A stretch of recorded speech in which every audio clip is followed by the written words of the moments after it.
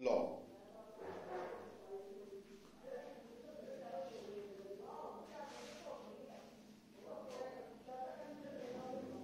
Wien's displacement law. तो कल आप जी गल की सी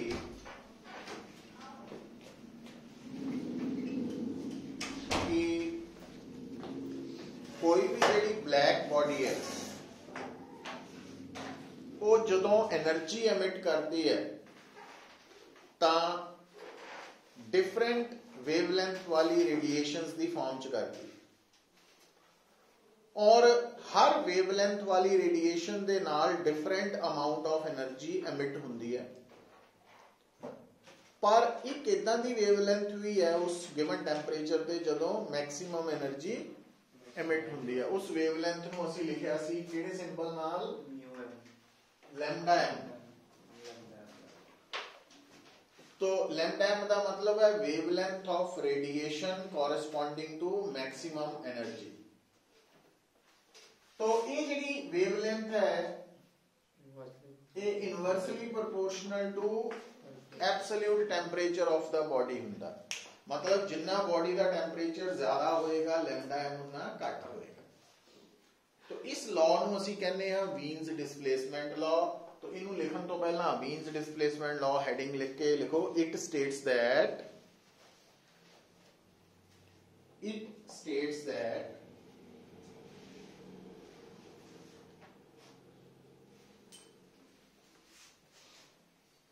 the wavelength of radiation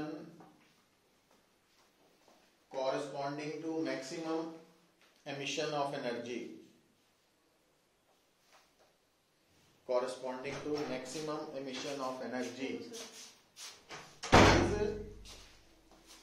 is inversely proportional to maximum emission of energy is inversely proportional to absolute temperature of the body।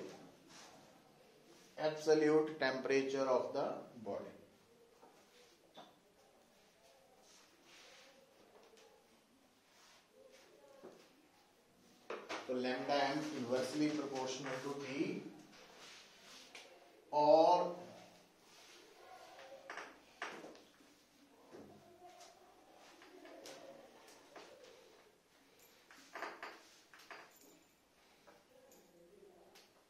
Where b की है constant of proportionality and is called Wien's constant और इसकी value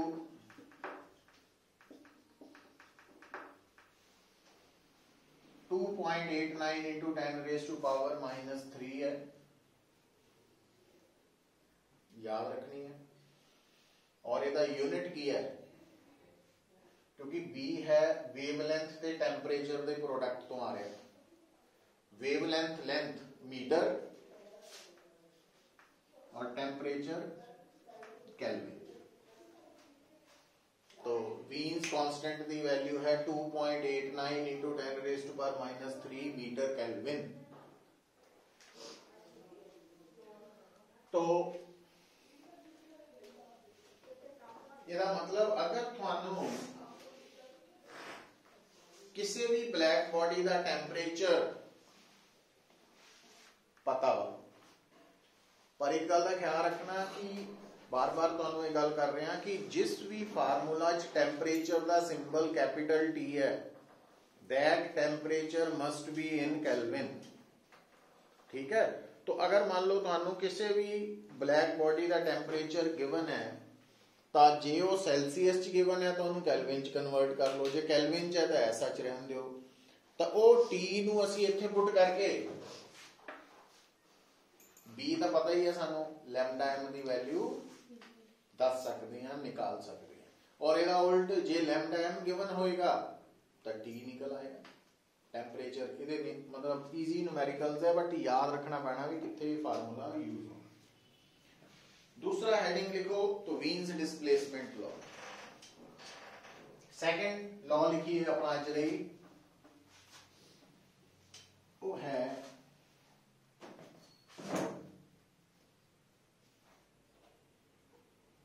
Stephen's law या इसमें असी Stephen's Boltzmann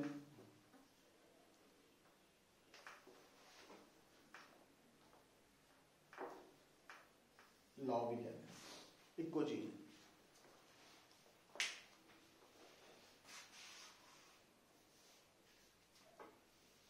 Stephen's law भी बोल देते हैं या स्टीफन बोल्ट्जमैन लॉ, दो साइंटिस्ट को मिला के भी कहते हैं।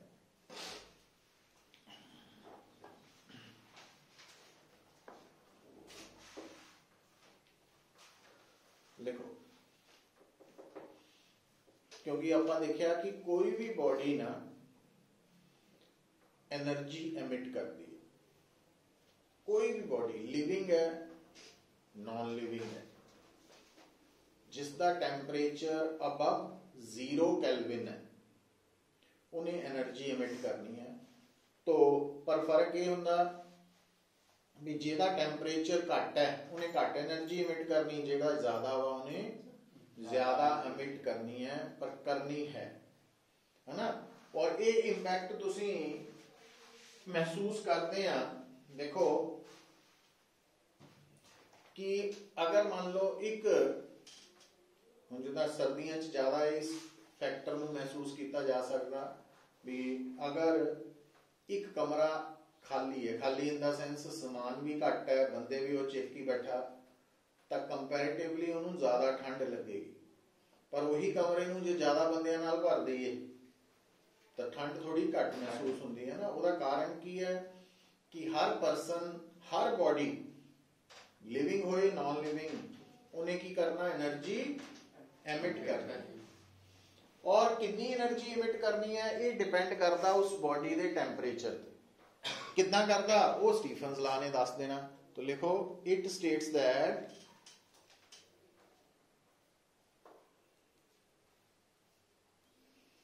Energy emitted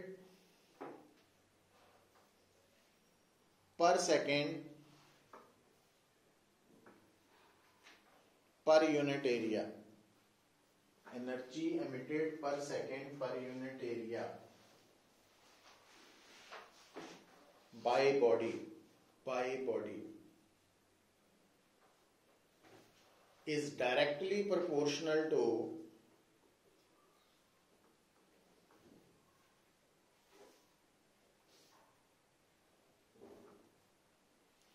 fourth power of its absolute temperature।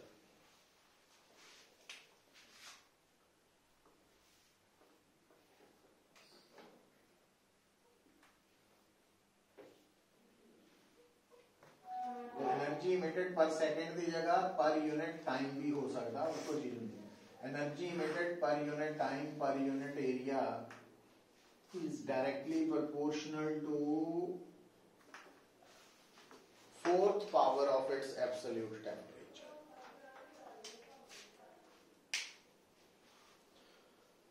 हुण जिहड़ियां पावर्स है ना, इन्हां दा बड़ा इंपॉर्टेंट रोल हुंदा। सुनो,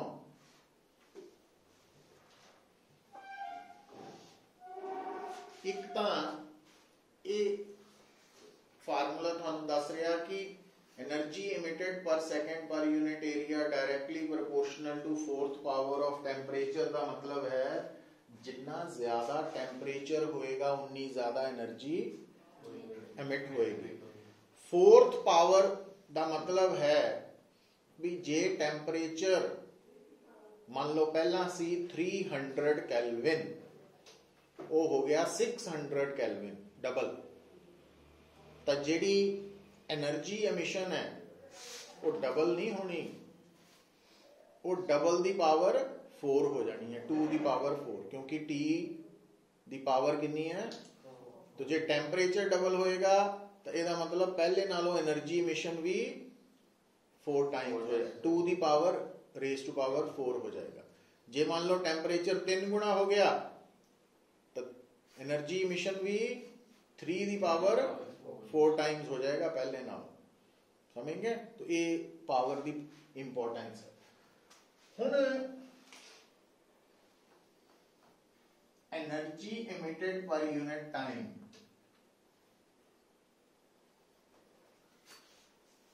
emitted पर यूनिट टाइम, तो एरिया भी इधर भेज देने आप।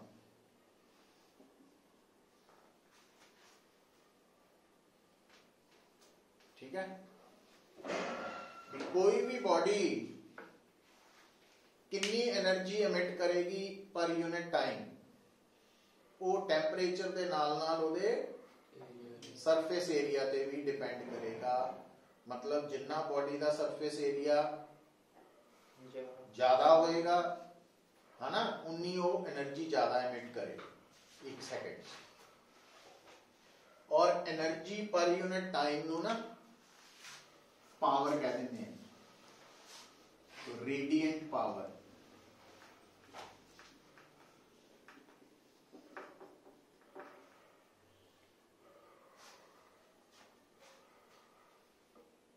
रेडिएशन के कारण जिन्नी एनर्जी इमिट हो रही है पर यूनिट टाइम उन्होंने रेडिएंट पावर कहता। तो रेडिएंट पावर की है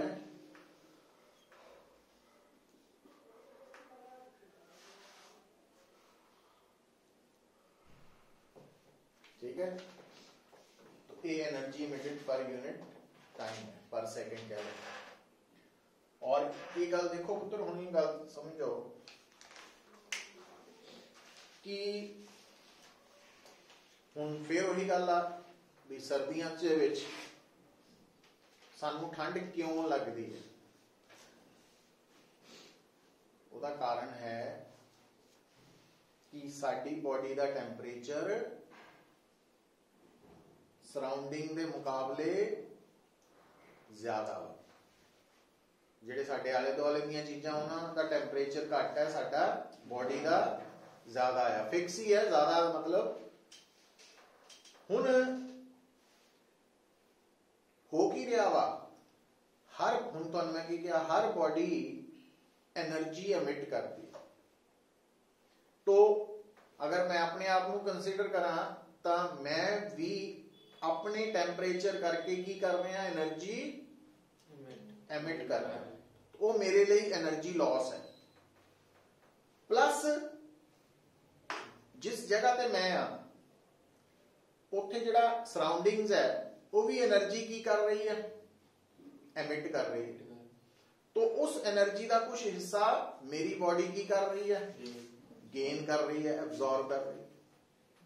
पर सियालां च की हो रहा, मेरी बॉडी का टेम्परेचर ज्यादा वा, सराउंडिंग का घट है। इसका मतलब मेरे अंदरों ज्यादा एनर्जी बाहर नूं जा रही है, जबकि बाहरों अंदर घट जा रही है। इसका मतलब नेट की हो रहा, बॉडी का एनर्जी लॉस हो रहा। और जिन्ना एनर्जी लॉस होगा उन्ना कूलिंग इफेक्ट आएगा, ठंड लगेगी, है ना। अच्छा, और मैं की करना कि इस एनर्जी लॉस नूं घटाउण दे लई मैं की करना, इदां जदों खड़ा हुन्ना सर्दियां नूं तो मैं अपनी बॉडी का सरफेस एरिया की कर लिया, घटा। समझ गए? तो हुण जिहड़े तुसीं स्वेटर पाए या जैकेट्स पाईयां ये की कर रही हैं, एनर्जी लॉस नूं रोक रही हैं। ठीक है, तो उहदे नाल ठंड घट लग रही है। तो ये जिहड़ी कोई कंबल है, रजाई है, जैकेट है, ये कोई सोर्स ऑफ एनर्जी नहीं है, ये एनर्जी लॉस नूं रोक रहे हैं। मतलब आपां कहिए कि आ रजाई सानू गर्मी दिंदी है, गर्मी नहीं दिंदी, वो गर्मी लॉस नूं रोक रही है। क्योंकि थर्मामीटर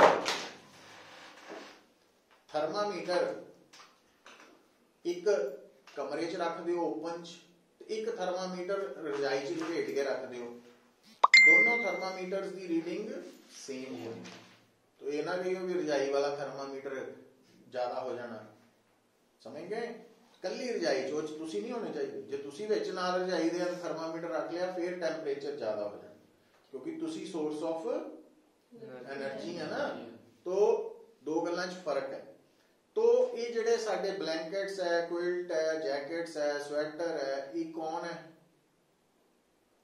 एनर्जी लॉस नूं रोक रहे हैं, घटा रहे हैं, एनर्जी सप्लाई नहीं कर रहे सानूं। जिहड़ा हीटर है, सन है, ये एनर्जी सप्लाई भी कर रहे हैं। समझ गए ना गल? अच्छा, हुण प्रोपोर्शनैलिटी साइन नूं हटा के की लिखांगे असीं? हुण इत्थे दो कॉन्स्टेंट आने, एक सिग्मा एक एप्सिलॉन। सिग्मा है स्टीफन्स कांस्टेंट ते एप्सिलॉन है कल दसिया सी एमिसिविटी।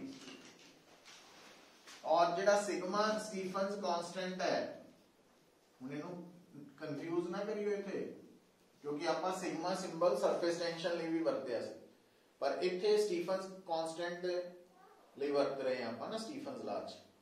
तो स्टीफन्स लॉ च सिग्मा स्टीफन्स कांस्टेंट है और इहदी वैल्यू 5.67 × 10⁻⁻8 है।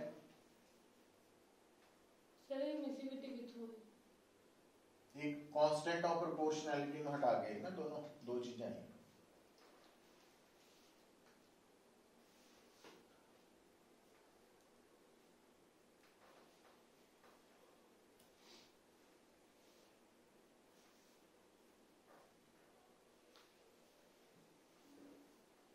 और स्टीफन्स कांस्टेंट की वैल्यू इतनी है और यूनिट की है एनर्जी, मतलब जूल पर सेकंड पर यूनिट एरिया। तो ये स्टीफन्स कांस्टेंट की वैल्यू है।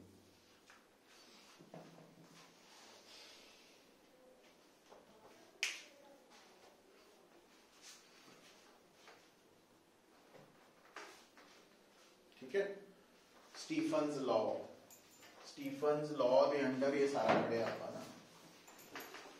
तब ये स्टेटमेंट आपा की लिखी है? Energy emitted per second per unit area by body is directly 4th power of its temperature, absolute temperature। हुण लिखो this law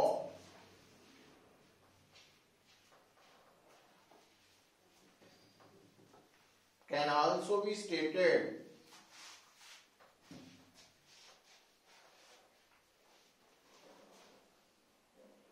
as follows।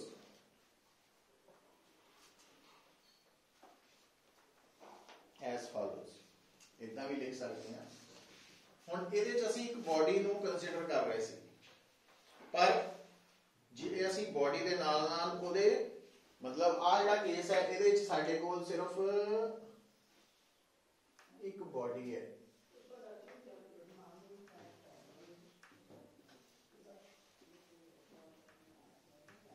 आ वाला केस है, पर जे असीं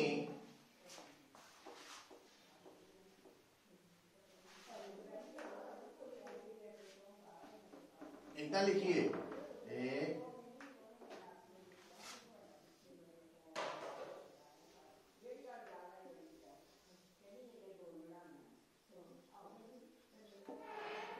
बॉडी of the surrounding।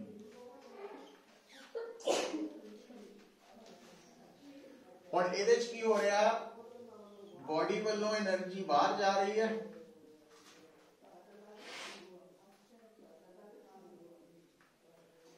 ਤੇ सराउंडिंग ਵੱਲੋਂ એનર્ਜੀ अंदर आ रही है। तो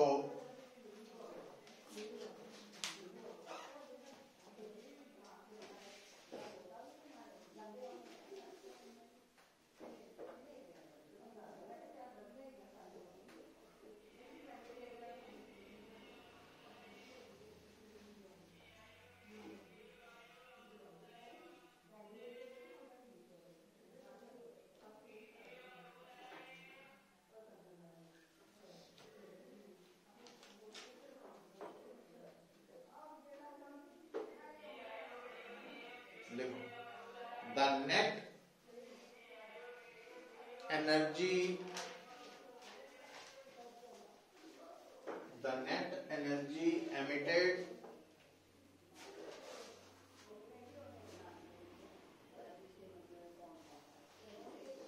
per second per unit area.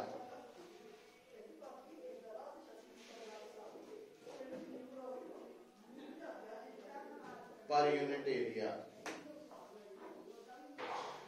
by body with respect to its surrounding. With respect to its surrounding.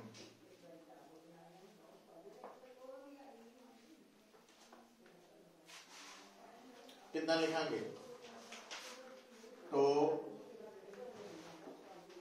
net energy emitted per second per unit area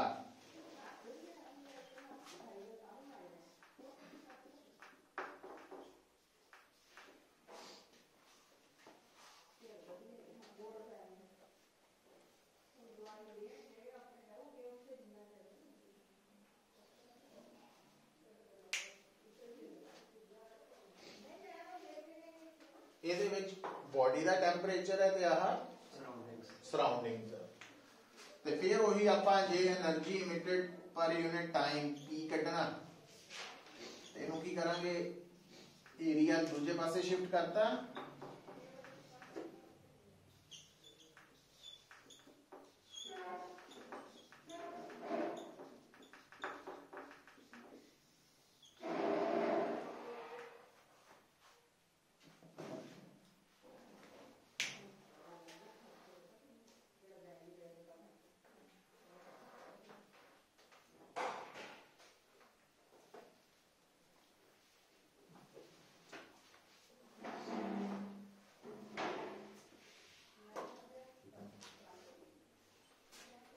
एक Stephen's law है ਇਹਦੇ behalf ਤੇ ਨੂਮੈਰੀਕਲਸ ਆ ਸਕਦੇ ਨੈਕਸਟ ਲਿਖੋ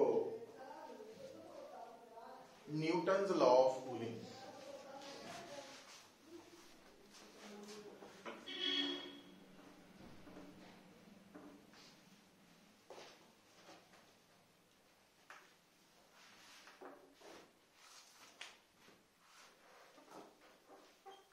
Newton's law of cooling. Newton's law of cooling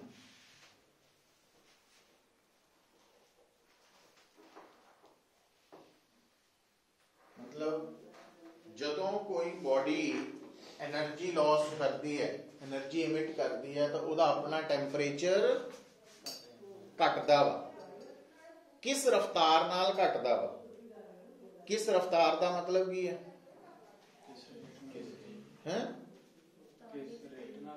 हाँ भी rate in the sense देखो भाई जिस तरह आप नोट करिए कि एक टाइम ते टैंपरेचर है बॉडी का सपोज 80 डिग्री सेल्सियस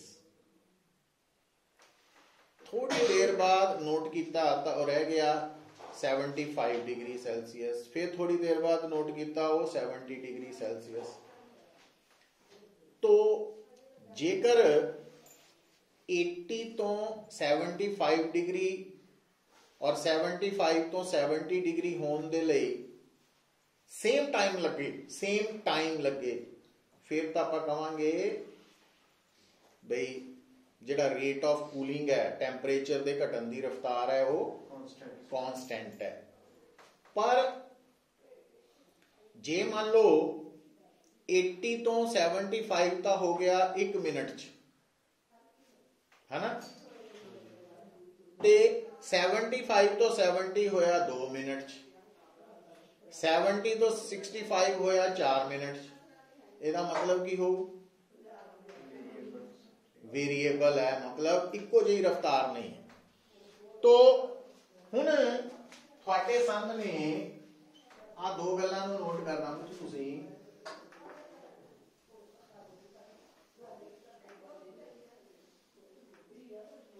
आ बॉडी है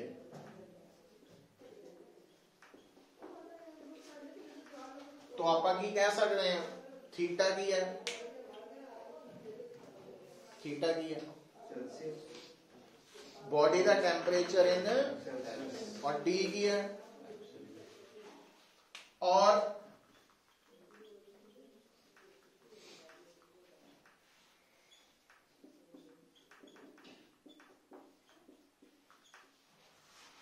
surrounding the temperature theta naught Celsius च ते टी नॉट हाँ और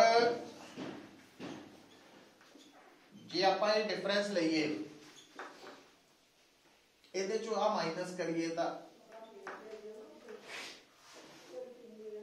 ठीक है दूजे पासे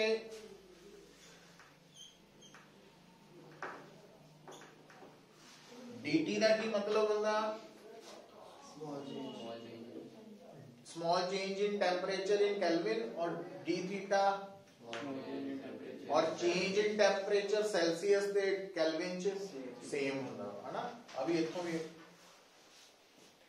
हुन देखो पुत्र जेड़ा न्यूटन लॉ ऑफ कूलिंग है तो ਇਹਦੇ accordingly d theta by dt change in temperature with respect to time rate of cooling कादे से डिपेंड करता वो डिपेंड करता directly proportional to temperature difference between body and its surroundings मतलब जितना ज्यादा बॉडी और सराउंडिंग का टेम्परेचर डिफरेंस होएगा उतना रेट ऑफ कूलिंग भी मतलब बॉडी जल्दी ठंडी होएगी घट टाइम च ज्यादा टेम्परेचर फॉल करेगा और जितना बॉडी और सराउंडिंग का टेम्परेचर घटेगा डिफरेंस घटेगा तो रेट ऑफ कूलिंग भी घटता जाएगा मतलब body they temperature they fall करने की रफ्तार भी घटती जाएगी मीनस जिदा दसिया 80 तो 75 होने लिए 1 मिनट लगा तो 75 तो 70 होने लिए थोड़ा ज्यादा टाइम लगेगा क्योंकि जितना बॉडी का टेम्परेचर घट रहा तो बॉडी और सराउंडिंग का टेम्परेचर डिफरेंस भी घट रहा तो रेट ऑफ कूलिंग भी घटेगा और ये rate of cooling rate of heating दोनों इको चीजें ही है उल्टा करके सुन लेना एक च टेम्परेचर घट रहा दूजे च ਵਧੇਗਾ तो गल तो वही है भी जे सराउंडिंग का टेम्परेचर ज्यादा और बॉडी का घट है तो हीटिंग हो जू ते जे बॉडी का ज्यादा सराउंडिंग का टेम्परेचर घट है तो कूलिंग हो जू बॉडी की यही हुंदा ना और इत्थे असीं नेगेटिव साइन भी लिख दिंदे हैं वो ये शो कर रहा है भी ये कूलिंग वाला कंसेप्ट है तो न्यूटन लॉ ऑफ कूलिंग की स्टेटमेंट लिखो it states that rate of cooling of body is directly proportional to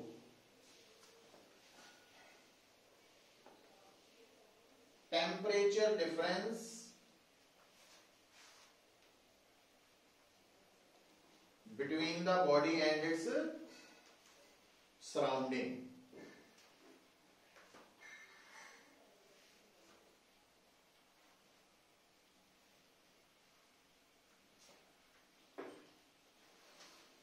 provided break कदों हुंदा provided this temperature difference is less than 50 degree Celsius मतलब न्यूटन लॉ ऑफ कूलिंग जो सानू गल दस रहा है ये उदों वैलिड है पूरी तरह नाल अगर बॉडी का ते सराउंडिंग का टेम्परेचर डिफरेंस 50 डिग्री सेल्सियस तो ज्यादा ना हो अच्छा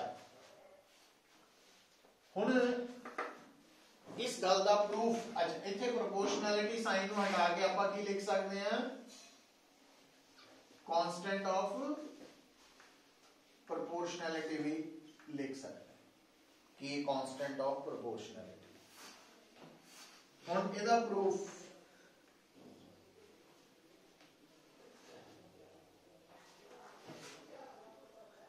according to Stephen's law, energy emitted per unit time के बराबर सी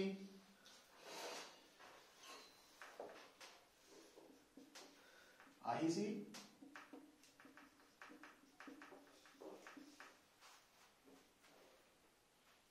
है ना। तो हुण ये जिहड़ी एनर्जी एमिशन है ये काहदे च कन्वर्ट हो रही है, एनर्जी लॉस च। तो आपां इहनूं की लिख दिता minus D Q, energy emitted जिहड़ी है डी क्यू है टाइम डी टी। ये थीटा नहीं है, क्यू है, एनर्जी है ना, एनर्जी इमिटेड।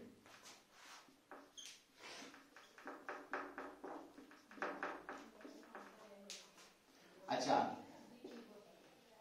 डी क्यू जो बॉडी की एनर्जी इमिट होनी है तो एनर्जी लॉस होना, एनर्जी लॉस का मतलब टेंपरेचर घटना। हुण हीट का ते टेंपरेचर का रिलेशन होंदा mass into specific heat into change in temperature. तो Q is equal to mc delta theta लिखते हैं तो डी क्यू की लिखांगे mc डी थीटा लिख लो, डी टी भी लिख सकते हैं और बराबर ही है ना, कोई फर्क नहीं। इज इक्वल टू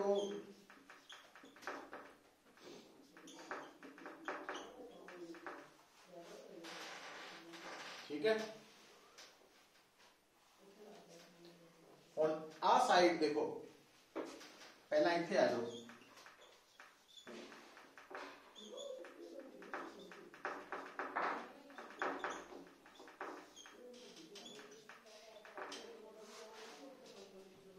हुण देखो बेटा हाले आप न्यूटन लॉ ते नहीं पहुंचे, ये जनरल केस है कि किसी भी बॉडी का टेंपरेचर इन ऑल कंडीशंस हर वक्त, मतलब न्यूटन लॉ च असीं लिखाया ना कि बॉडी और सराउंडिंग का टेंपरेचर डिफरेंस कितना होना चाहिए।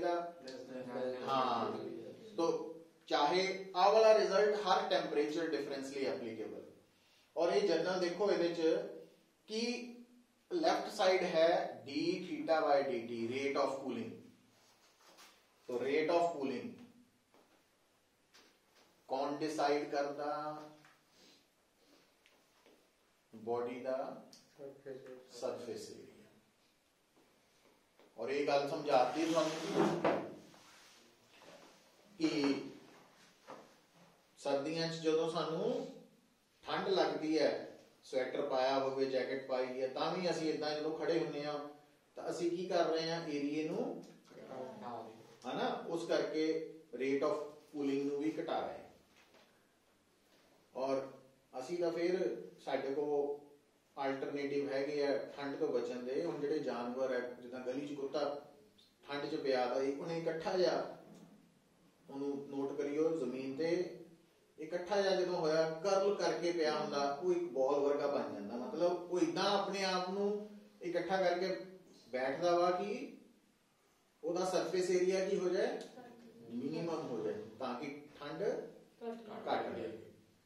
अच्छा इत्थे तां असीं एरिया घटा रहे हैं, पर दूजे पासे देखो हुण जिद्दां मान लो घर तुसीं कहा भी चाह बनाओ, चाह बनाती करते हैं है ना, इन्हें नूं कोई दोस्त आ गया भी चल आ चलीए, चाह गर्म है तो छड्ड के भी नहीं जा सकते, घरदियां ने गुस्से होना, फिर की करते हैं आपां प्लेट च पा लैने ना, वो की है सरफेस एरिया वध गया तो जल्दी ठंडी हो जाती। वो इत्थों पता लग रहा ना, वही गल भी इदां क्यों होया, उन्होंने मैथमेटिकली समझ गया। अच्छा फिर देखो ये फार्मूला भी दस रहा कि वो बॉडी जल्दी ठंडी या गर्म होएगी जल्दी जेदा मास घट। और वो तुसी देख सकते हैं भी मान लो इको जे कंडीशन च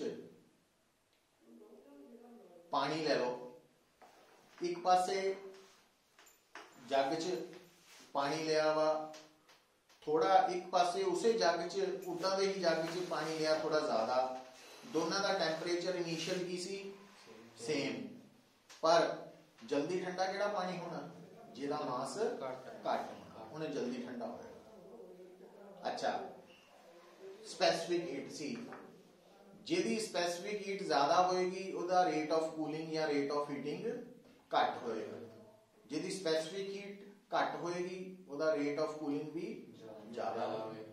और ये गल तुहानूं पहलां भी दसी सी कि जिन्ने पानी की स्पैसिफिक हीट ज्यादा रेता की घट है, तो रेता जल्दी ठंडी होंदी जल्दी गर्म होंदी, पानी हौली हौली ठंडा होएगा हौली हौली गर्म होएगा, मतलब टाइम लगाएगा ज्यादा गर्म होने भी ठंडा होने, तो उसका कारण स्पैसिफिक हीट है। तो ये पॉइंट्स है जिहड़े असीं इत्थों एक्सप्लेन कर सकते हैं। तो जे असीं न्यूटन लॉ ऑफ कूलिंग वाल जाना तो आप तुर पए वाल इत्थों लिख लिया, इत्थों लिख लो तक पहुंच जाइए, फिर आप इनू खत्म करिए।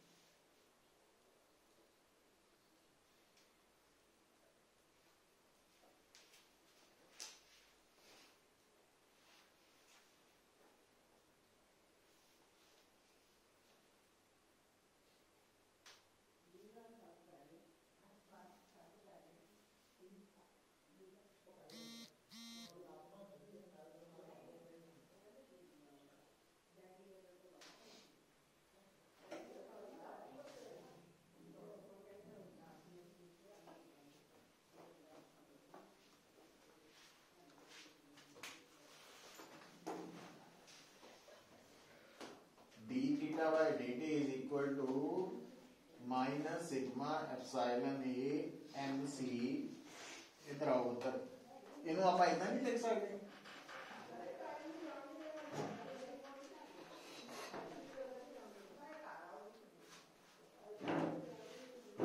है ना?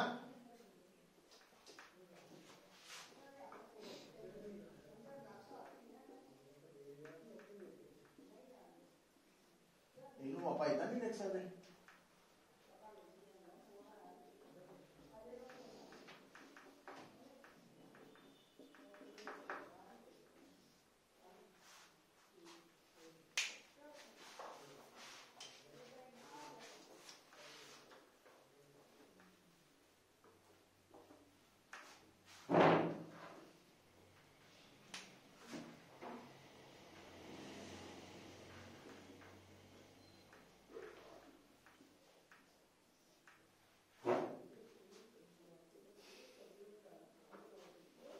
टेंपरेचर डिफरेंस की दसिया सीगा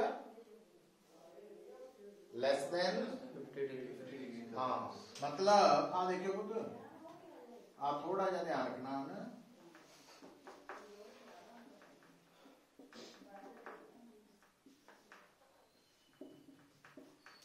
क्योंकि बराबर नहीं है बट ऑलमोस्ट ज्यादा फर्क नहीं है, दो चीजें फर्क होता, तो डिफरेंस नहीं असी कह सकते भी ये बराबर ही है, क्योंकि फिर तो काम सारा जीरो ही हो गया ना।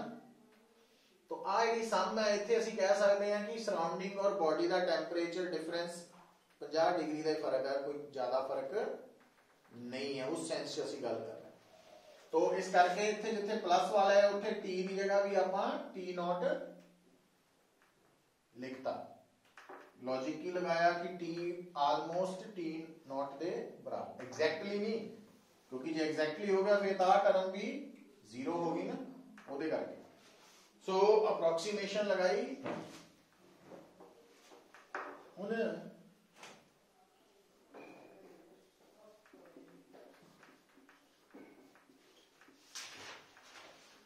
टी माइनस टी नॉट आ की हो गया 2t नॉट रहा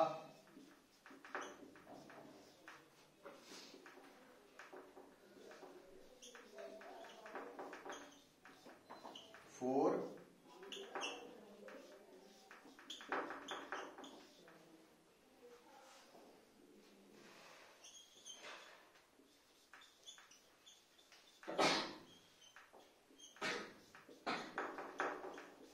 क्योंकि आ ਜਿਹੜੀਆਂ ਟਰਮ ਹੈ ਨਾ ਇਹ ਸਾਰੀਆਂ ਕਨਸਟੈਂਟਸ ਹੀ ਹੈ ਗਿਵਨ ਕੰਡੀਸ਼ਨ ਚ, तो ਇਹਨਾਂ ਨੂੰ ਅਸੀਂ ਪ੍ਰੋਪੋਰਸ਼ਨੈਲਿਟੀ ਸਾਈਨ ਲਿਖਿਆ ਤੇ t t ਨੋਟ ਨੂੰ ਕੀ ਲਿਖ ਸਕਦੇ ਹਾਂ, ਸ਼ੁਰੂ ਚ ਹੀ ਦੱਸਿਆ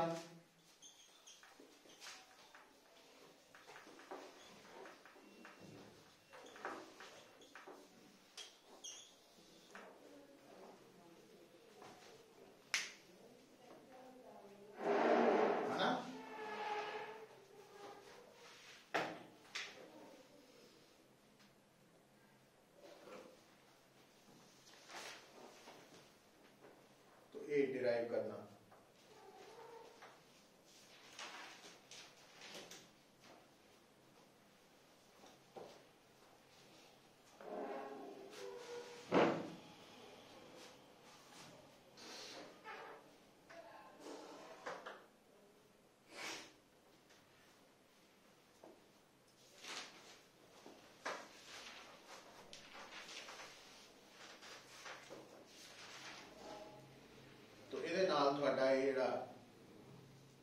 bulk properties of matter unit number 7 वो हो गया कंप्लीट।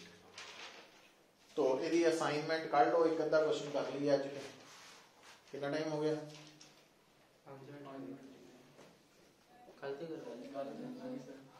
कल कर लिए, बच्चे भी घट